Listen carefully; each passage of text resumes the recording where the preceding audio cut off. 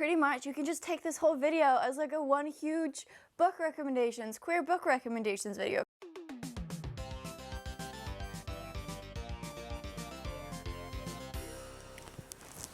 Hello nerds and gays. Today we're going to talk about all the books that I read in the month of June, and I wanted to do like a more casual sit down and just talk about the books together, kind of like I did a couple months ago. Can you see this? That's extremely irritating. Can we do like this? Books. It's like I just put on the camera and she starts going, Ella. Like, she wasn't doing this before. I swear she knows. She's like, pay attention to me, parent. I see you. She's like the most intelligent one. So this is gonna be a long video and I'll just go through the books. I haven't prepared anything as usual, but I did want to talk a little bit like more in depth about all of these. Actually, let's start with the comics. And if you don't want to hear about the comic stuff, you're not interested, then all the timestamps are always left down below. So first I'm gonna talk about two Adventure Time comics. I really enjoyed both of these. Both of these were brilliant. So usually in these comics, when Ryan North was writing them, there would be like some commentary down below. I think I've talked about it previously, where like someone would like observe the comic as you were going along, but I think Christopher Hastings basically did that in one volume, and I didn't really like that one. Maybe he knew, he just gave that up. Either way, and so these ones are definitely different, but I loved both of these. So amazing. Which one is the one that was 10?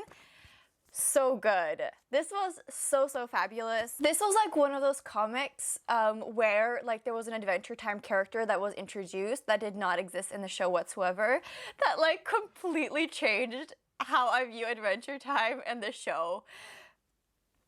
Adventure Time can be so trippy and they play with time and realities, and this one's definitely one that did that and I really enjoyed it. This is so weird. Do you find it weird? I'm not sure. Volume 10 and Volume 7 are by far my favorite so far, and you can definitely check them out individually. And it also played on some really fun, like these are just so creative. It's like the most creative comics I've ever encountered. Here there's some spreads where you basically read this way, and then when you come to end of this chapter you have to flip the book and then read back again from the top. Like there's so many of those like really cool things. Like one of them is a choose your own adventure, not one of these ones though.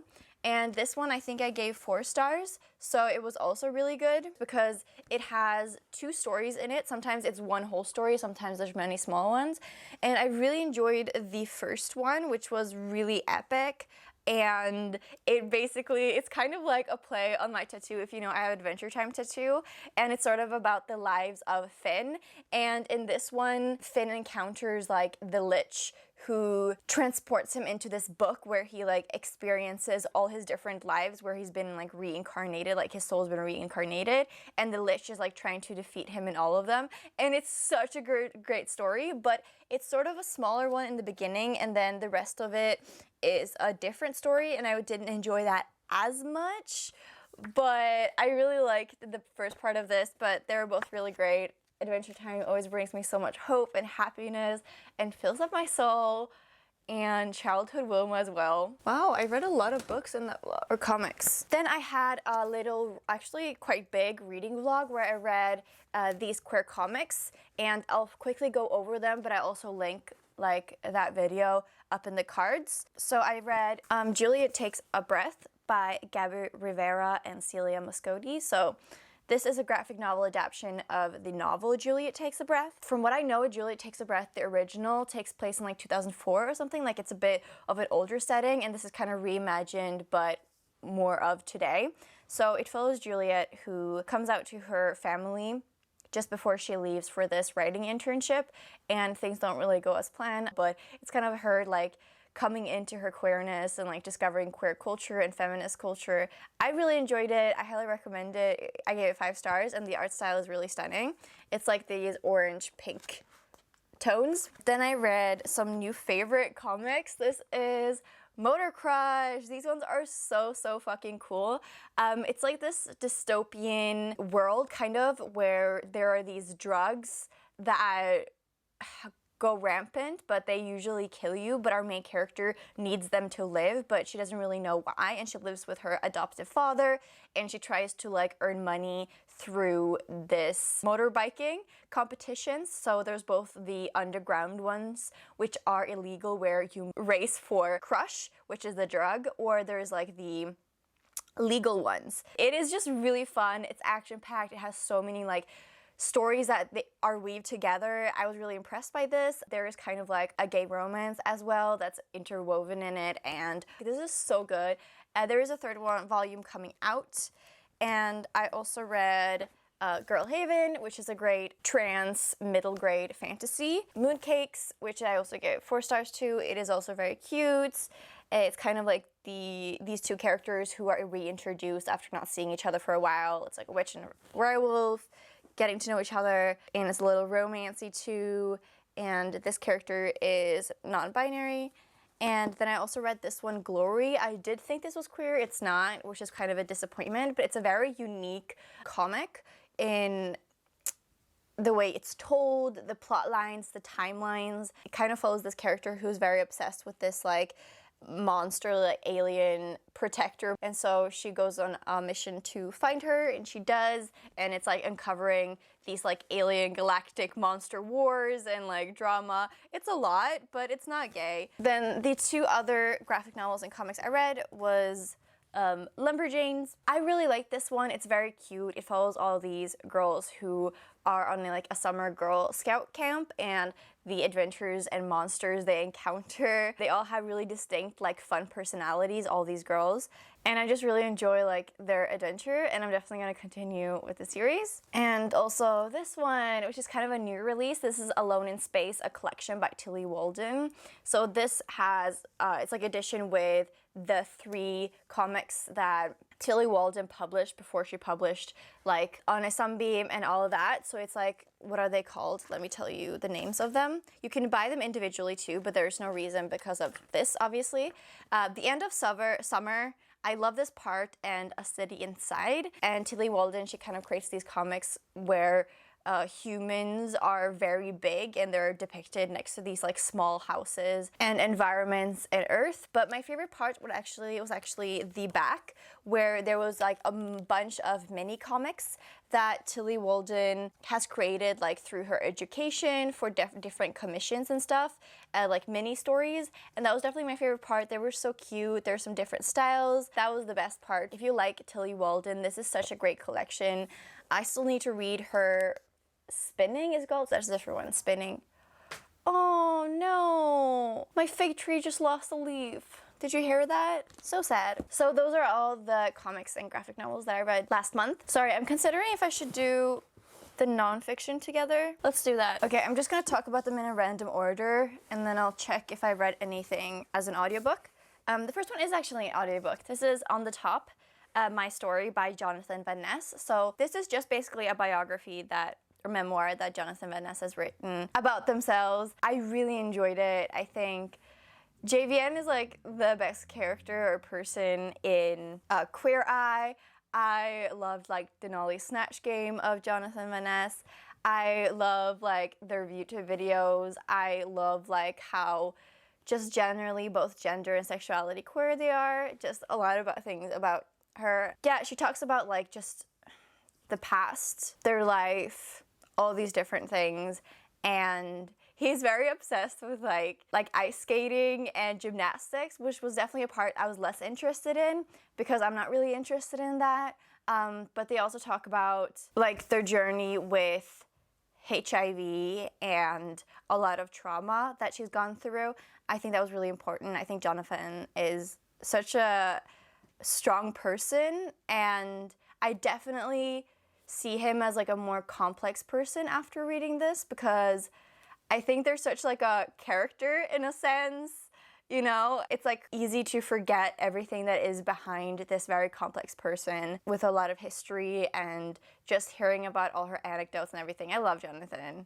They're such like an icon. This was really fun, but I gave it 4 stars because I think they talk a lot about things that I'm not really interested in. Like, I loved hearing about her life. The audiobook is fantastic because Jonathan reads it themselves, so that was really fun. Just put it like here.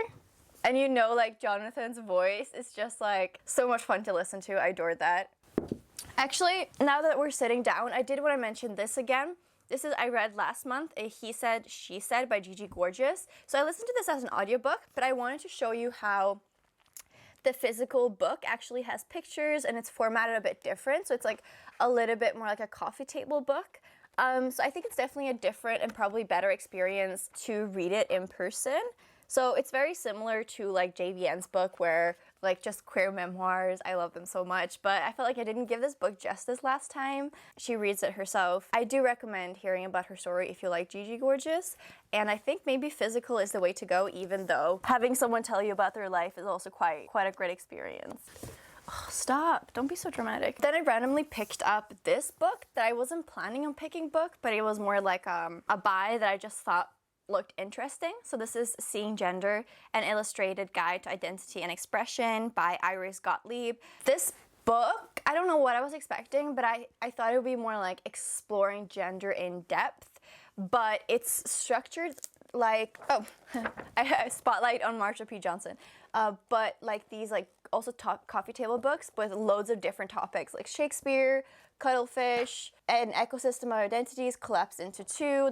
There's so many weird homosexual behaviors in animals. Like there's so many random topics. The beginning part is very basic, just very, very basic, talking about gender in like these very small categories and sexuality and how they work and interact with each other. That was like very basic and simple. But then the next part was like a deep dive into all these different categories that I found really, really interesting. Like there was one about residential schools and how gender expression, how it's like permanently damaged a lot of history and gender expression. And obviously like there's been a lot of discoverings about children in residential schools recently. So I like encourage you to get educated on that, but I really liked how that part was included. I found it very intersectional. It talked about how race and gender work together, and also just generally like how sexism shows up in different ways in society. So it's not just about like queer gender identities, it also explores like gender in the binary, and I really enjoyed this book. I gave it 4.5 stars. I think the format is a bit weird because in a book like this with all these different topics that's so random, there's no end to really a book like this because there can always be chapters added and added and added depending on like what the author would want. There could be like a separate, like another edition because there's infinite topics to talk about when it comes to gender, you know, when it's in such a broad spectrum as it was in this book. But I think it's such a great book to like gift, for example, a friend that maybe doesn't know so much about like gender in general and hasn't thought so much about it. But at the end, Gottlieb also talks about her journey with like top surgery and her gender. I really enjoyed that. I found it very enlightening. I learned a lot. For example, that slugs don't have sex and they can basically reproduce with themselves because they have like both like sex characteristics, which I was like, wow, didn't know that before. Ooh, a chapter I also really liked was Equity Does Not Equal Equality. Pink tax it talks about. I didn't know that Nemo doesn't pass the Bechdel test. So you will also learn like a lot of random facts. I thought it was good. I liked it. Then I picked up The New Queer Conscience by Adam Ali. So this is another book in the Pocketbook Collective, and Adam Ali talks about the kind of the comparisons between how he was taught as a Jew and how there wasn't as much resources to relate to your life as a queer person, and comparing like these two identities to each other, the way they intersect, what he's learned from both of them, and how he applies the lessons to both of these things, which is kind of the undertone of this book and how he like inserts himself into the story. But he also talks about like how as a queer person that's out, we're responsible for other queer people and in many different ways. But I wish kind of it would have dug deeper. Like just generally these pocketbook collectives are very brief, and all of them don't really go as deep as I would like, but I think because they're kind of YA centered, if these books, like all these pocketbooks were taught in school, there could be so much more deeper discussion to be had like in the classrooms, for example, which would be just such a lovely way to use these, I think. But for me, I think it just didn't give that much because I'm already kind of thinking about these things, but it just talks about like don't out anyone, welcome people, you know, in all different ways, you know, and at the end it got a little bit more interesting, I think, with like a little bit of intersectionality and that kind of thing. There's a fly somewhere, I'm sorry if it's distracting you. Then I read The Anthropocene Reviewed by John Green. I have a whole separate review for this, which I kind of regret putting up because I wasn't very educated on, like, I didn't talk about the fact that this was a podcast first, and my expectations were kind of skewed because I hadn't listened to the podcast, and I thought it would be more kind of about, like, climate change in a way and how we affect the climate on Earth, but it wasn't. It was, like, a little bit more just John Green talking about whatever he wanted to talk about and his reflections on that, and I didn't really care all that much, which is kind of my fault. But you can check out that review if you want more thoughts on this book. Then I picked up Queer Power, Icons, Activists, and Game Changers from Across the Rainbow by Dom and Ink.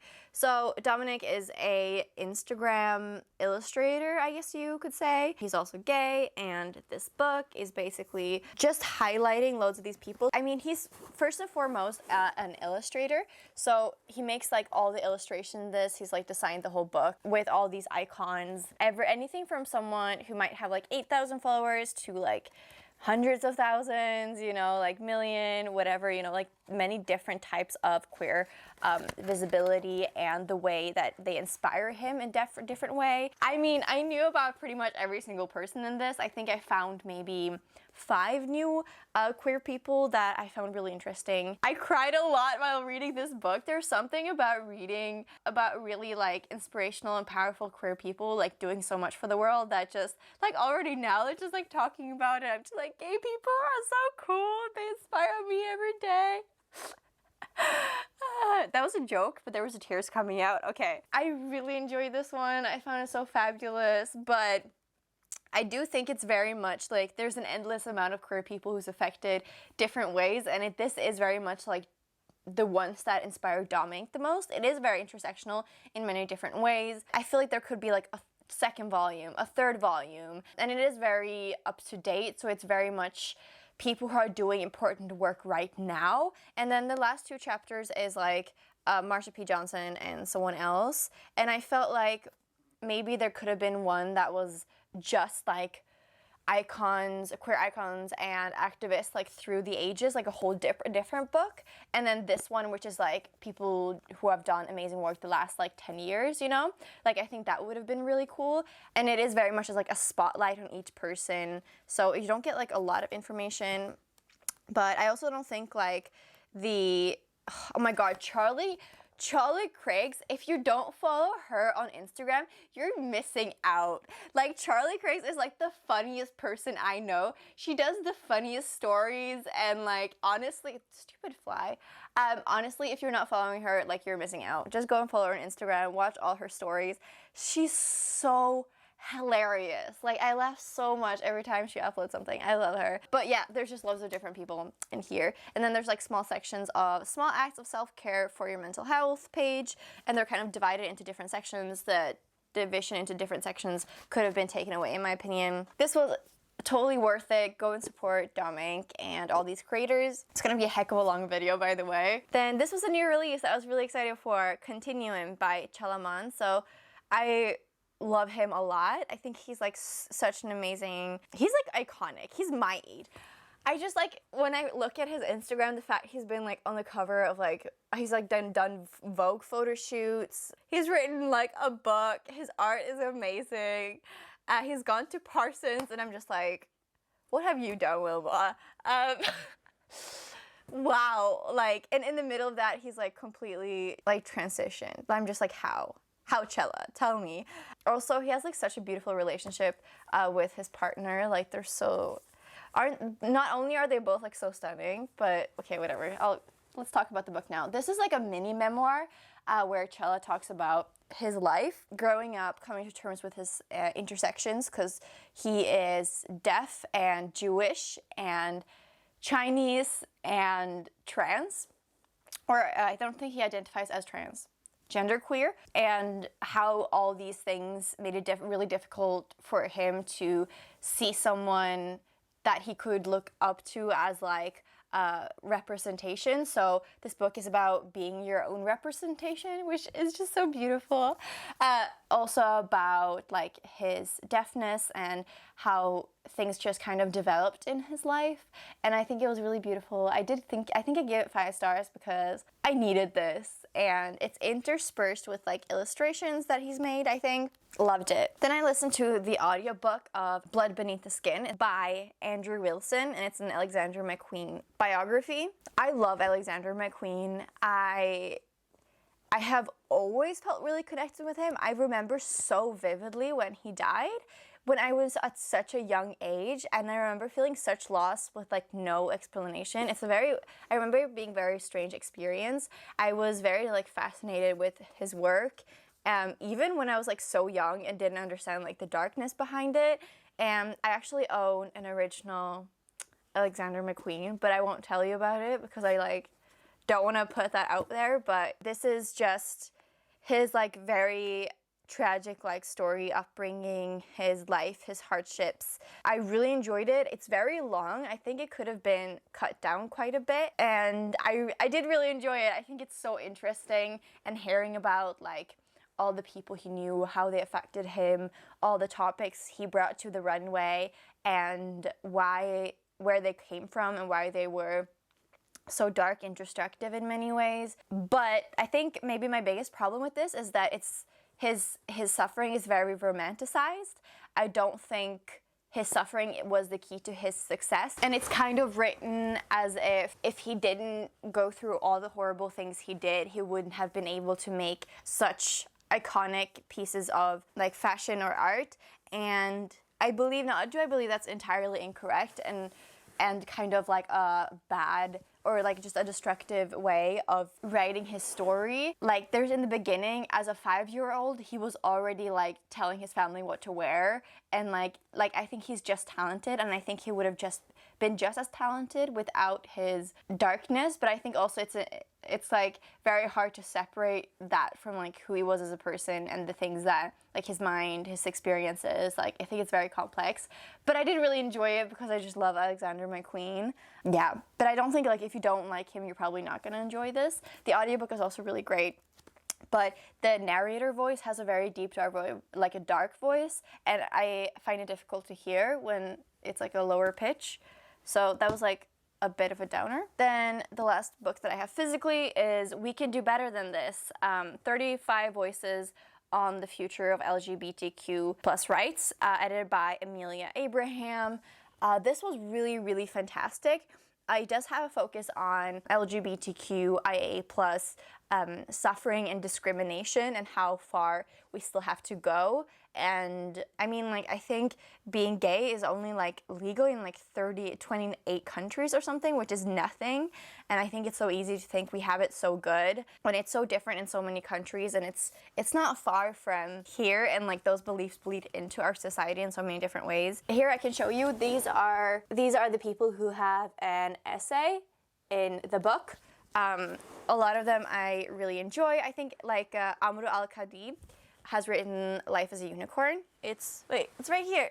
Really enjoyed their essay. Sean Fay is also releasing a book soon called The Transgender Something.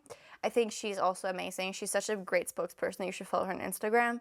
Jasmine Benoit, which is like an ace activist, also made like a great essay. We also have Peppermint, Juno Roche.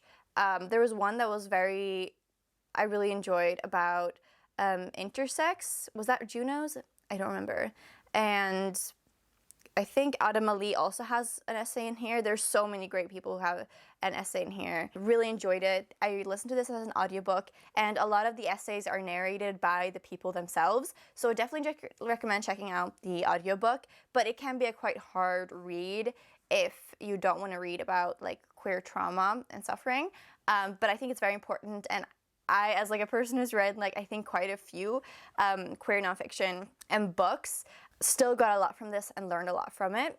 Highly recommend it. I gave it 5 stars. Oh yeah, and the last book that I've read nonfiction that I don't have with me right now is Pleasure Activism: The Politics of Feeling Good by Adrienne Marie Brown. This I actually also gave 5 stars to. I ended up really liking it. In this book, Adrienne talks about just like how feeling good is and loving yourself, I think essentially, or like practicing things that bring you closer to loving yourself is such like a powerful way to practice activism. It talks a lot about pleasure through sex and relationships, different sorts of relationships and pleasure, also drugs and like healthy drug use. I really liked a lot of things in this book. I think it's very much a book written by a Black queer woman for other Black queer women, maybe. And I felt like a little bit, like a lot of the things weren't written for me, but I felt like very honored that I get to write it, like hear about all these like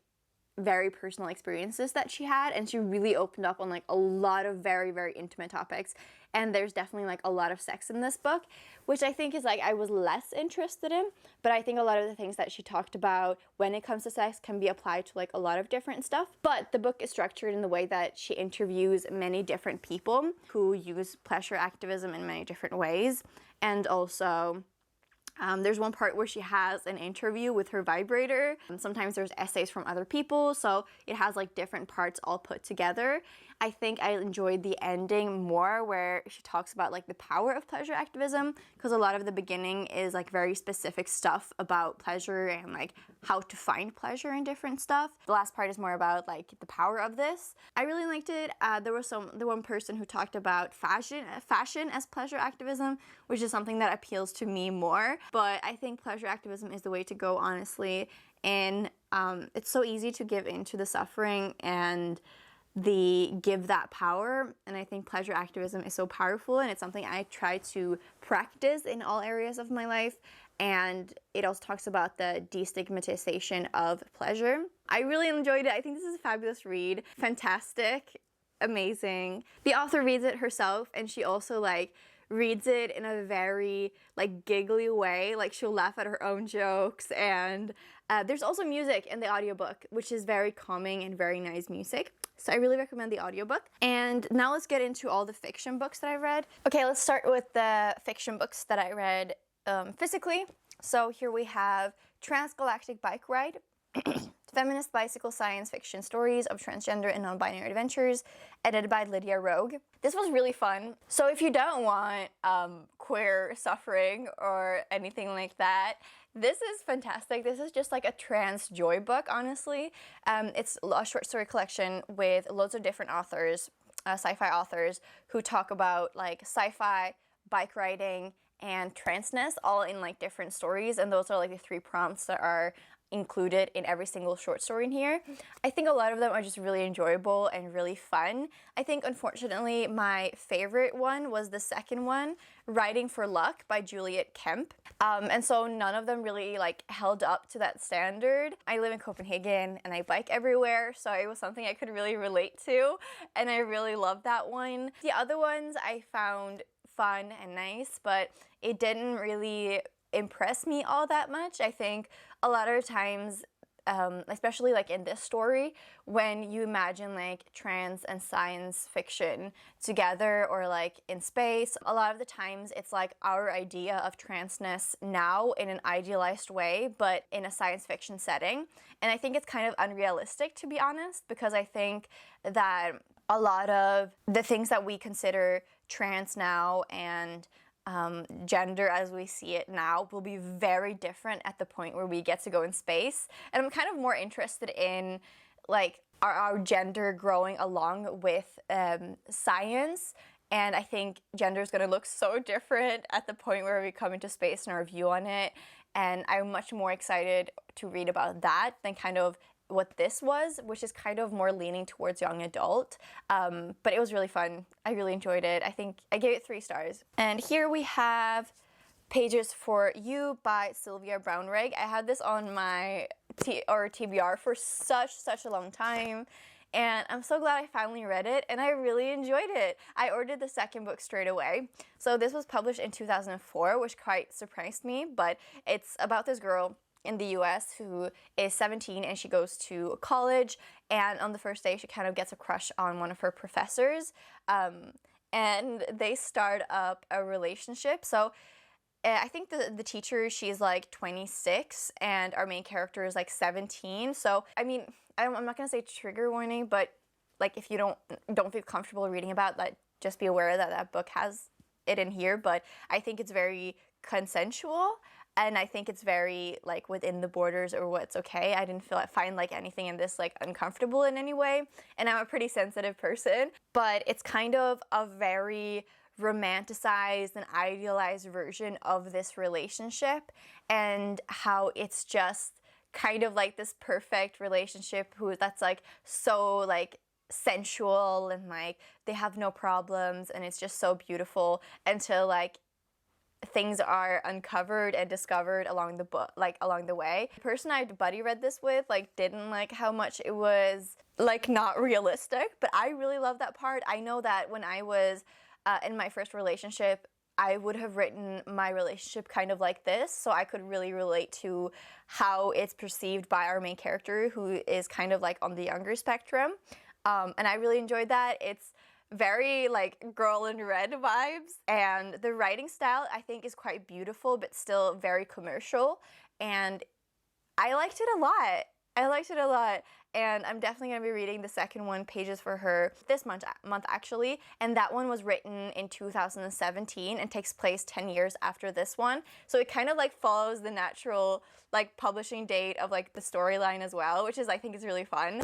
I gave it 4 stars and I really enjoyed it. If you want like a lesbian, like very, I don't know, I guess you could take from that what you will. Now I read the climate fiction book club of the month, which was The Impossible Resurrection of Grief by Octavia Cade. This is a very short cli-fi that is sort of taking place in the future, and climate grief, it has taken on a more physical form and kind of like a disease that people get from observing and living through climate catastrophe and extinction, and it manifests in ways that make people kind of crazy and do crazy things, and you're following your main character that loses her friend kind of, or her friend kind of becomes this character, the Sea Witch, and the story evolves in our main character meeting all these different people who experience climate grief in different ways and how they're connected.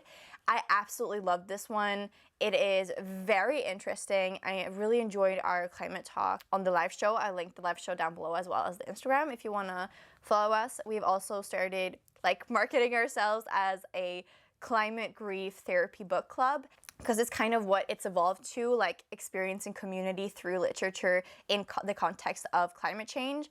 And I definitely felt this like with the huge gas leak that's happened in the Gulf of Mexico recently. I highly recommend getting educated on that. When I'm seeing videos of it, I feel like such like a really deep sense of like existential terror that I think I've never felt before, because when you look at it, it's like, it's a different level of like dystopian catastrophe that becomes very visceral when you see it for real, like something from a sci-fi movie.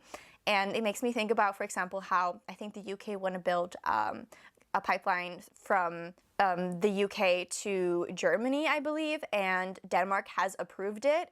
And it's just, it kind of sucks when you see all these lists of like, now I'm going on a rampant sideline. It kind of sucks when you see all these lists of like most sustainable countries, and Denmark I think is number 2 on that, because we have like a very good way of disposing of trash. But then I hear about stuff like this and I see like what that Denmark has allowed to happen can actually result in, and I feel like such hopelessness and grief, and I think it's good to talk about these things. Our Discord is a place where you can talk about these things if you feel like you need a place to vent with other people who also care and feel the same. So that's kind of like the discussion that this book triggered in us, and I highlighted a lot. I really liked it. It's written in a really clever way. It's kind of surreal in a sense. I adored it a lot. Do I have 5 stars? I highly recommend it.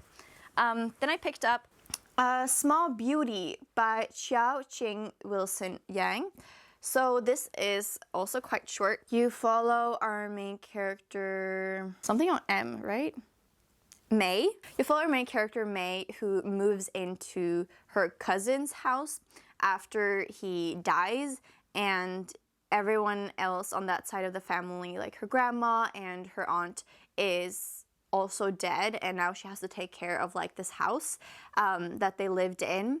And it has like a little bit of a surreal aspect where she sees the grandma as a ghost, but mostly it's about this trans woman, May, going into this small town in this small house and taking care of their things and all the memories like it brings up. So it jumps from like the past to the present. It definitely touches on a lot of like transphobic issues and conflicts that the person encounters in different way. It's quite slow and melancholy, and there is a huge trigger for like familial death as well as hate crime. It's like quite maybe hard to read about if that's something that you'd find bad. Generally, I think this book is kind of boring. Like I don't think I will remember it for long. It didn't really bring so many feelings out of me, and usually I feel like this would be a book that I really enjoyed,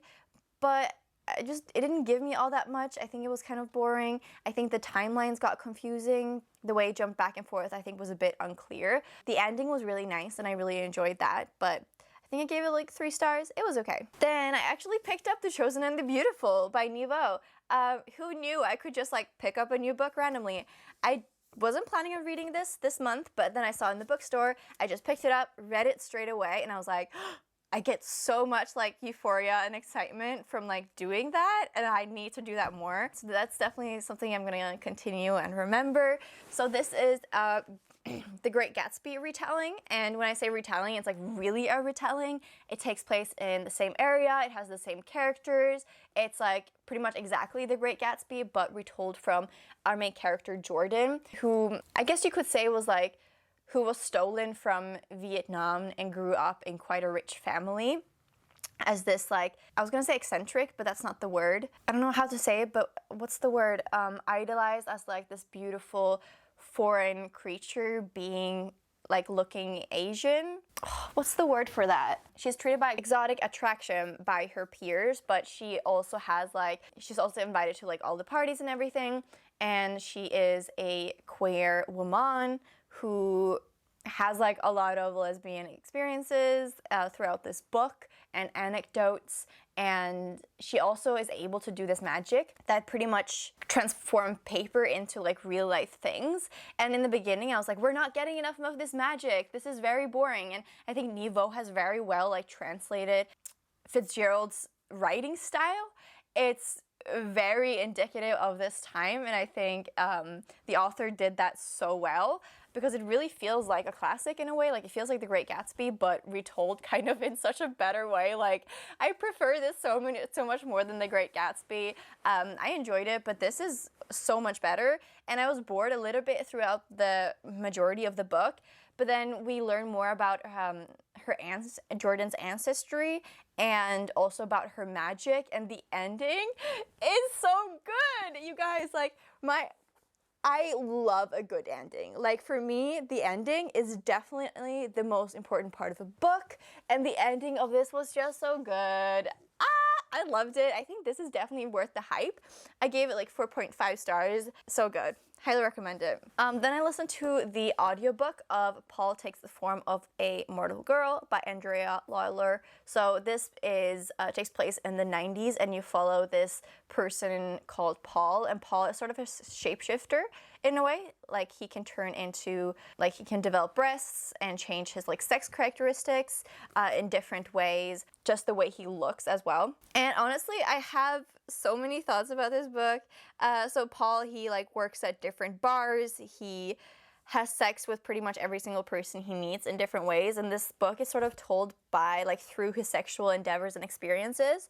It's very sexual. Like when I felt like this was gonna be like a regular young adult, and then I read it and I was like, oh my god, what is happening to me right now?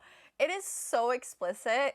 It is like, I feel like Paul only thinks about sex. Like he's so intense. He's such an intense human being.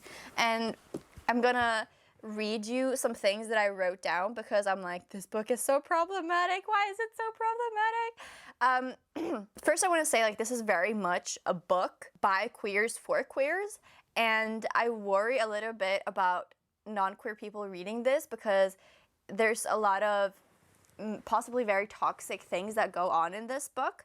And I think it's like, if you're aware of those things, you'll be okay with this book. And I think sometimes as like queer people, we think that certain things are like given, but for straight cis people, I think it has to be spelled out. And this book just doesn't redeem all the problematic things.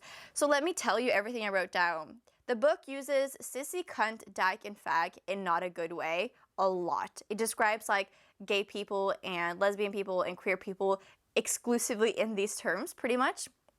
Okay, and then Paul blames queer violence on queer people. He fat shames, says he can be coy with girls because he's known as gay. He objectifies the female body massively, judges girls for doing things that make them ugly. In parentheses, I wrote masculine, like coloring their hair, then glorifies the fact that people can't tell his gender. Like, he'll hardcore judge people who choose to be gender nonconforming, and then, yeah, basically romanticize his own androgynousness. His best friend is proud of being a gold star and judges his sexuality. A gold star means that, like, if you're a lesbian, you've never had sex or any sexual encounters with men, which is horrible, and I hate that. And she judges Paul for not being a gold star. There's this one part which is hilarious where he changes his sex characteristics to be more feminine and acts like a lesbian in a way for a huge part, and surrounds himself with like this lesbian community. And there's part where he's like cutting vegetables, and he's like thinking about how to cut the vegetables in a more lesbian way. And I'm like, what are you doing? Okay.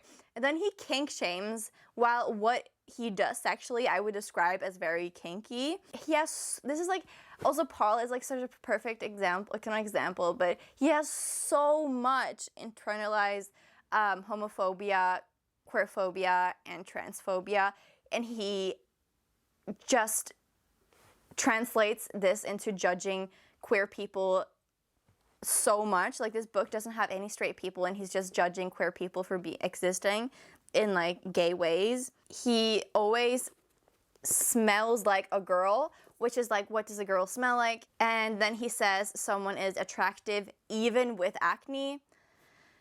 Says that drag queens that are men behind the drag aren't as good looking as women in drag. Judges and makes criteria for what butches and femmes should do in possibly a dangerous rhetoric. That is everything I wrote down. I also wrote down 2 quotes. He was exhausted and broke for being so queer, as well as, this butch girl could not achieve high androgyny. And like,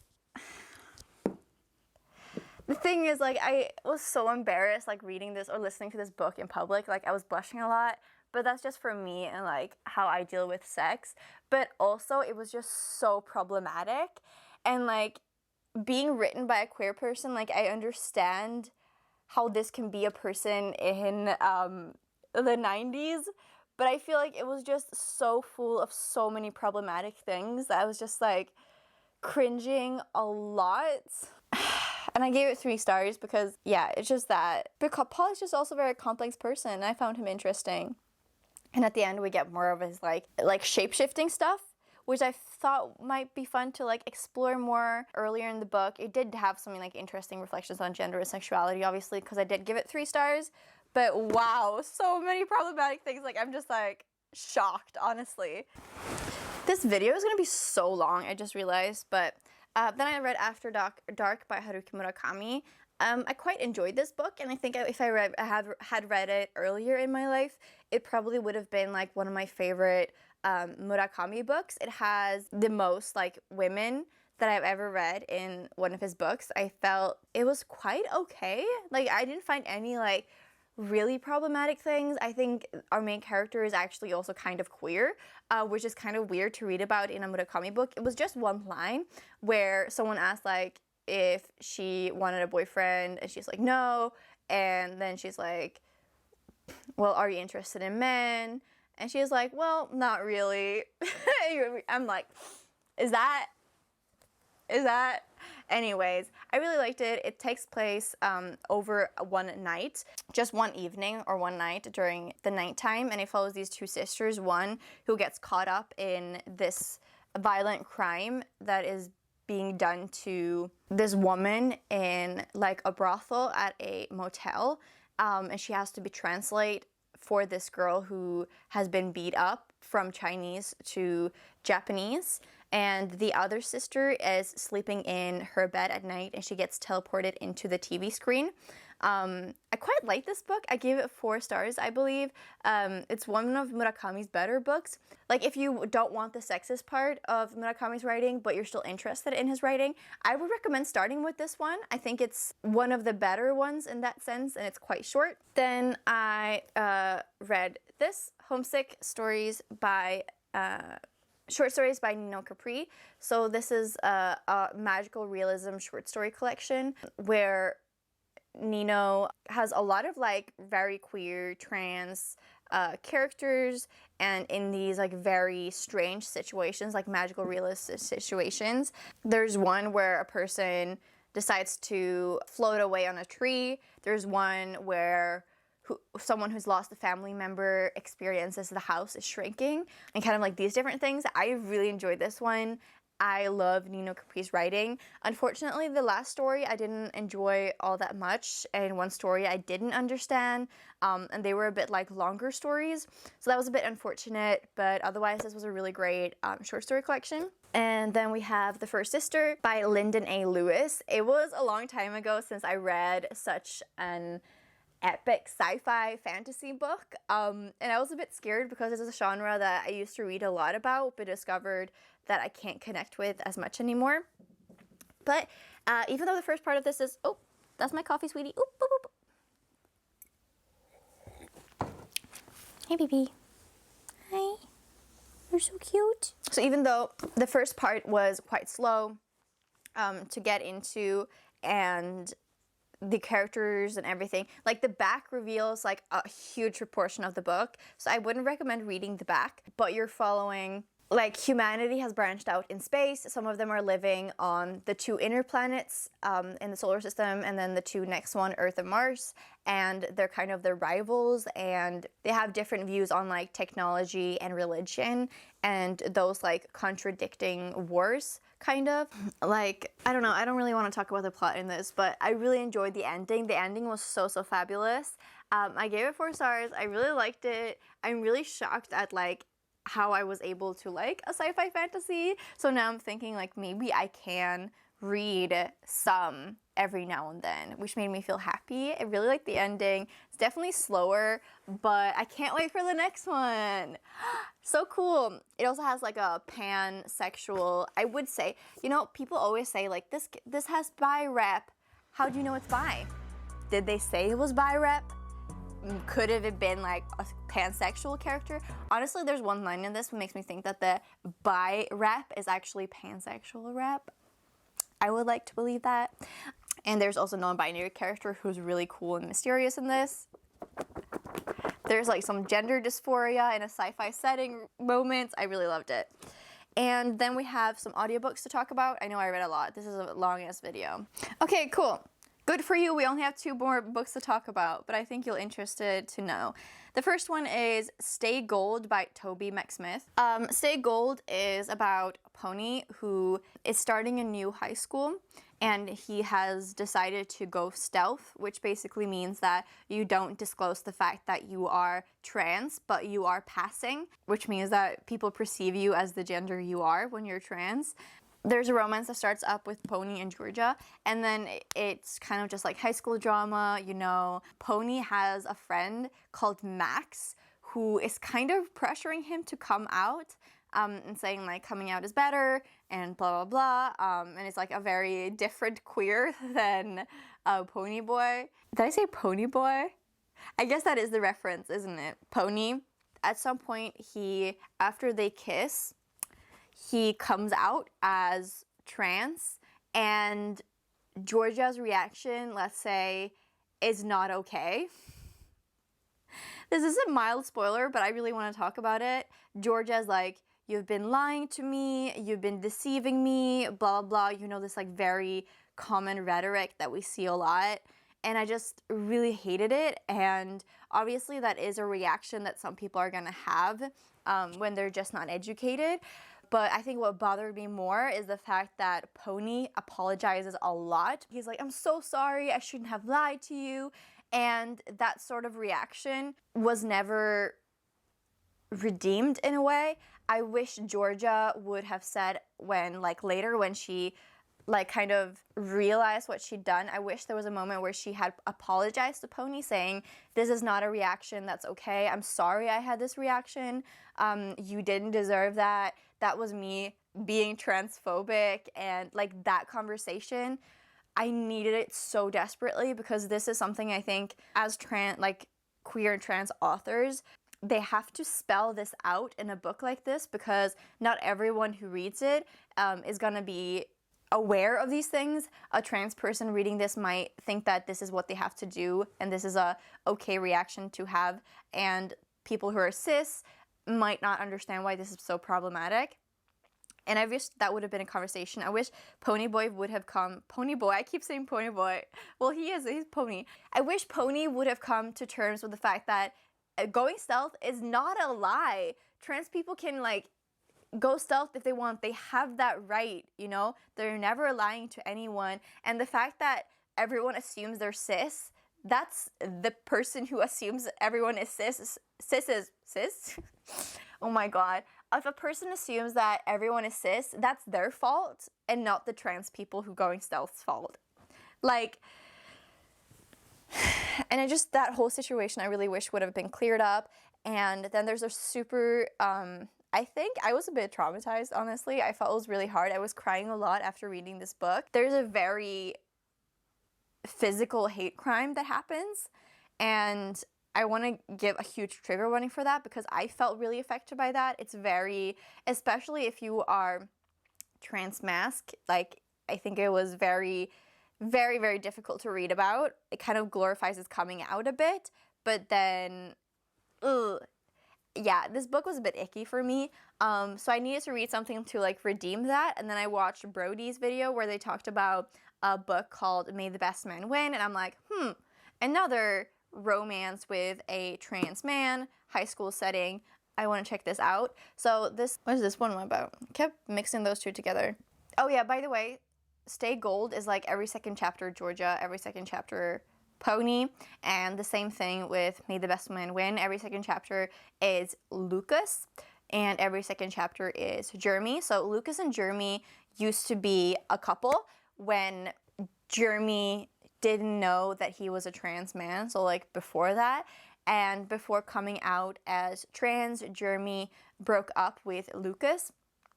And now they're both competing for prom king. And so that's like the battle between these two people. I think this book is quite fun. It explores like sexuality and these like quite complex relationships quite well. There's a really fun non-binary character, and I think people are pretty queer in this book in general. Did I have some problems with this one? I felt like I'm kind of just over the whole like American high school setting, and I don't want to read about it ever again. I just generally don't really like young adult like that, and I probably won't be picking it up in the future. Again, my fault. I feel like there was a lot of important stuff that I wanted to talk about this book, but I don't remember now.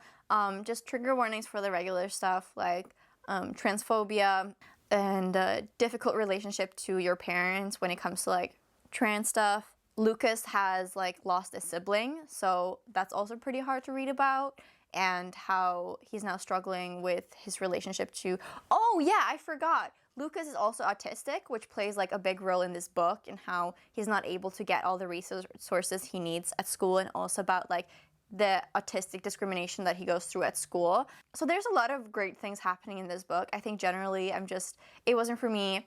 Kind of over it. I think trans narratives, both of these are kind of typical. I wish there was like something new and different going on, but I did also really like how Jeremy is like a cheerleader, and he's still a cheerleader after coming out, and how he's like very feminine and also gay. That's the end of it. Okay, so this was such a long, really, really long wrap up, I hope you enjoyed it either way, that you were doing your dishes, cleaning, and I could keep you company in your daily stuff. Comment down below if you read any of these, your thoughts on them, if you've read any good books lately, and if you've made it to the end of the video. Comment a little coffee or tea mug or beverage emoji, maybe your favorite beverage emoji, down below in the video. Show me some love. I also want to mention that I have a Ko-Fi, I feel like it's Ko-Fi, but it's coffee, account where you can donate if you want to.